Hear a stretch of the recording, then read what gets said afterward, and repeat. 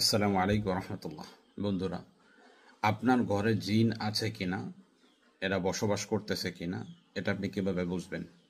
এর পূর্বেই একটা সুসংবাদ হলো, 15 আগস্ট থেকে শুরু হতে যাচ্ছে আমাদের তদবির ও রুকিয়া শিক্ষা কোর্স। যেই সমস্ত বন্ধুরা ভর্তি হতে আগ্রহী, ডিসপ্লেতে দেওয়া নাম্বারে যোগাযোগ করে ভর্তি হয়ে যাবেন ইনশাআল্লাহ।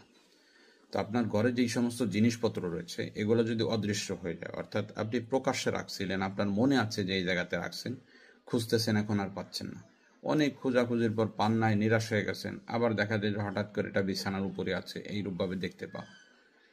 এইরূপ যদি সমস্যা দেখা দেয়, তাহলে বুঝবেন যে আপনার পরিবারে জিন্নাতের সমস্যা আছে, জিন আপনার ঘরে বসবাস করতেছে।